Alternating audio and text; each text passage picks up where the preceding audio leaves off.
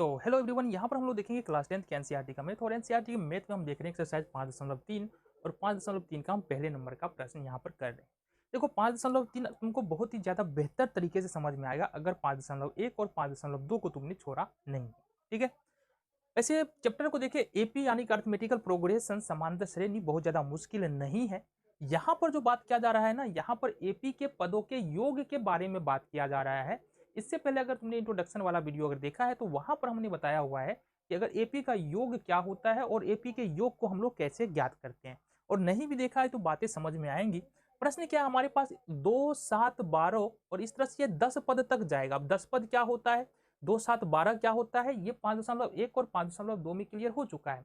एक रिवीजन हम करवा दे रहे तुमको कि इसका एपी कहने का मतलब क्या होता है। देखो, कोई संख्याओं का समूह है और संख्याओं के दो संख्याओं के बीच में अगर समान अंतर हमको मिलता है, जैसे 2 से 7 जाएंगे तो यहाँ पर कितने का अंतर है, 5 का है। 7 से 12 जाएंगे, कितने का अंतर है, 5 का। अगर कुछ संख्याओं का समूह है और अंतर समान मिल रहा है, इसका मतलब वो संख्याओं का समूह एपी में है। अब एपी अगर तुमको पता चल गया तो यहाँ देखो एपी शुरू कहाँ से हो रहा है, 2 से शुरू हो रहा है। इसको बोलते हैं प्रथम पद यानी ए बराबर, और इंडिकेट करते हैं ए से, ए बराबर 2 आ गया। ठीक है, इसी तरह से अगर हम बात करें डी का, कॉमन डिफरेंस, जो तुमको अंतर दिख रहा है दो पदों के बीच में 5 का अंतर, उसको बोलते हैं कॉमन डिफरेंस, और इसको सूचित करते हैं हम लोग 5 डी से सूचित करते हैं। डी बराबर यहाँ पर 5 निकल के आ रहा है। देन एक चीज और है यहाँ पर एन। अब नंबर ऑफ टर्म यहाँ पर कितना है, इस तरह से तुमको 3 पद नजर आ रहा है ना, 3 संख्या नजर आ रहा है, लेकिन इस तरह से बोल रहा है कि हम 3 नहीं 10 संख्या लिखेंगे। इस तरह से 12 के बाद 17 आएगा, 17 के बाद 22 आएगा, इस तरह से 10 संख्या लिखेंगे तो यहाँ नंबर ऑफ टर्म यानी पदों की संख्या कितना हो जाएगा, 10 हो जाएगा। और फिर बोल रहा है अगर इसको हम जोड़े तो कितना होगा, जैसे 2, 7, 12, इस तरह से करते करते 10 पद तक हमको जोड़ना है। तो बताओ कितना होगा, ये हमसे पूछा जा रहा है, ये हमसे पूछा जा रहा है। तो हमने कहा बाबू कि अगर यदि किसी एपी का प्रथम पद ए हो, सार्वंतर डी हो, तो उसके n पदों का योग कैसे लिखते हैं, n पदों का योग कैसे लिखते हैं, तो हम लिखते हैं Sn। Sn कहने का मतलब है एपी के n sum of n term, Sn का मतलब sum of n term, AP के n पदों का योग, ये लिखते हैं n/2 2a plus n minus 1 into T. कहने का मतलब क्या है, कहने का मतलब ये है कि एपी के अगर पदों का योग निकालना है तो एक तो हमको n होना चाहिए पता, जो यहाँ पर पता है 10 है। उसके बाद हमको a पता होना चाहिए 2 है, d पता होना चाहिए 5 है। मतलब इतनी बातें अगर हमको पता है तो एपी के पदों का योग हम ज्ञात कर सकते हैं। तो आओ जरा हम करके देखते हैं। हमको ज्ञात करना है बाबू 10 पदों का योग, इसका मतलब हमको लिखना पड़ेगा S10। Sn पदों का योग ज्ञात कर रहे थे तो हमने लिखा Sn, और यहाँ पर 10 पदों का योग ज्ञात कर रहे हम लिख रहे हैं S10। अब देखो गौर से, यहाँ पर क्या है, n है, n मतलब नंबर ऑफ टर्म, और नंबर ऑफ टर्म 10 है, मतलब हम लिखेंगे 10/2। देन हमको लिखना है 2 इंटू ए, 2 लिखेंगे, और a का वैल्यू जो है ना यहाँ पर दे रखा है 2, प्लस n कितना है, फिर से बोले तो 10 है, और d का मान यहाँ पर तुमको दिख रहा है कितना है, 5 है। S10 बराबर हो जाएगा 2 पंचे 10, 5 हो जाएगा ये, 2 दूनी 4, प्लस 10 में से घटा लेंगे 9, और 9 पचे 45। इस तरह से S10 बराबर जो हमारे पास निकल रहा है 5 इंटू 45, और 4 हो जाएगा 49, 49 को 5 से गुना कर देंगे तो ये हो जाएगा 245। क्या हमारा आंसर फाइनल है, निकल गया? जी बिल्कुल निकल गया, कोई समस्या ही नहीं है, एकदम सिंपल सा क्वेश्चन है, और सिंपल क्वेश्चन का सिंपल सा सॉल्यूशन है। दूसरे नंबर के प्रश्न को देखते हैं। ऐसे तो खुद से भी कर सकते हो बट देख लेते हैं। यहाँ पर जो एपी दिया है -37, -33, -29, और इस तरह से 12 पद तक जाना है। कहाँ तक जाना है, 12 पद तक जाना है। ठीक है, तो यहाँ पर सबसे पहले हम देखेंगे एपी शुरू कहाँ से हो रहा है, तो -37 से शुरू हो रहा है। इसका मतलब ए बराबर यहाँ पर कितना है, -37। ठीक है, देन हमको चाहिए डी। तो देखो ये एपी का प्रथम पद A1, दूसरा पद A2, तीसरा पद A3। कभी भी तुमको डी निकालना है, A2 में से A1 हमको सब्सट्रैक्ट कर देना है। किसमें से, A2 है -33, और -1 है -37।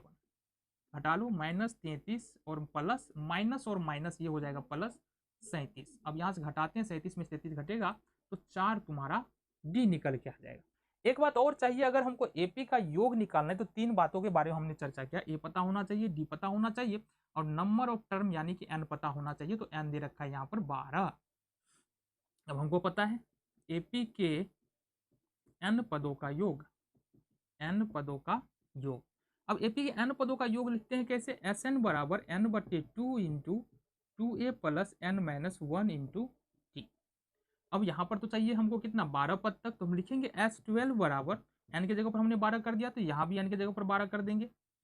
2 इंटू ए का मान यहाँ से पहले से पता है -37, तो -37 हो जाएगा, प्लस n का मान हमको पता है कितना 12, तो 12 में से 1 घटा लेंगे, और d का मान तो हमको पता ही है, कितना पता है, d का मान 4। ये देखो ना, d का मान 4। देन S12 बराबर क्या हो जाएगा, 2 छाका 12 कैंसिल, 6 इंटू 37 गुना हो जाएगा -74, 12 में से 1 घटाएंगे 11, 11 चौका 44। S12 बराबर हो जाएगा तुम्हारा 6 इंटू, अब -74 प्लस 44 मतलब हमको कितना बच जाएगा, माइनस का 30 बच जाएगा। अब 6, ये इसका मतलब क्या है, इसका मतलब है यहाँ पर S12 बराबर 6 इंटू -30, क्योंकि कोई चिन्ह नहीं है तो यहाँ पर मल्टीप्लीकेशन का चिन्ह होगा, 30 छाके -180। ये तुम्हारा सॉल्यूशन हो गया। यानी कि इस वाले एपी के 12 पदों को यदि हम जोड़ देते हैं तो कितना हो जाएगा, 180 हो जाएगा। आसान है ना। चलो तीसरे नंबर के प्रश्न को देखें। यहाँ पर देखेंगे तीसरे नंबर का प्रश्न ये है, ए का मान यानी एपी कहाँ से शुरू हो रहा है, 0.6 से, तो ए बराबर 0.6 हो गया। डी का मान देखेंगे, ये A1 है, ये A2 है, ये A3 है, तो डी का मान निकालने के लिए A2 में से A1 घटा देंगे।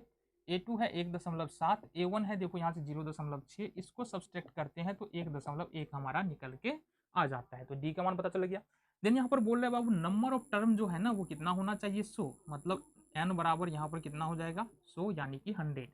अब देखो बात क्या देखें, यहाँ पर एपी के n पदों का योग हमको पता है, n पदों का योग हम लिखते हैं तो क्या लिखते हैं, एस एन बराबर n बटे two into two A plus N minus one into D, ये लिखते हैं।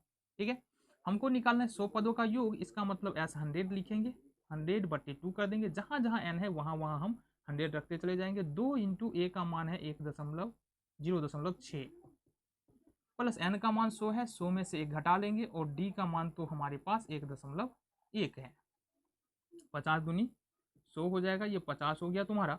0.6 को 2 से गुना करेंगे 1.2 हो जाएगा, ये 100 में से 1 घटाए 99 इंटू 1.1 जो कि मल्टीप्लीकेशन में है, उसको हम ले लेते हैं। ठीक है जी।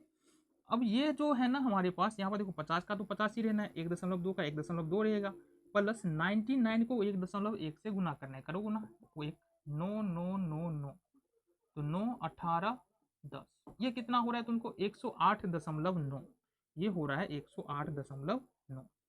अब क्या करना है, 108.9 में 1.2 ऐड करना है, तो 1.2 ऐड कर देंगे, 9 2 11 8 1 9 1 10 का 0 1 1, ये आ रहा है हमारा 110.1, मतलब ये हो जाएगा हमारा 110.1, ये दोनों को जोड़ देंगे, मल्टीप्लीकेशन का चिन्ह बीच में आएगा, 110.1।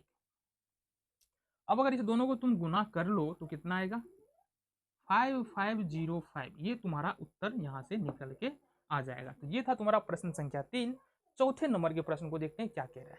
तो यहाँ पर हमारे पास चौथे नंबर का प्रश्न है, और चौथे नंबर के प्रश्न में देखेंगे एपी शुरू हो रहा है 1/15 से, इसका मतलब जो ए का मान है वो होगा 1/15।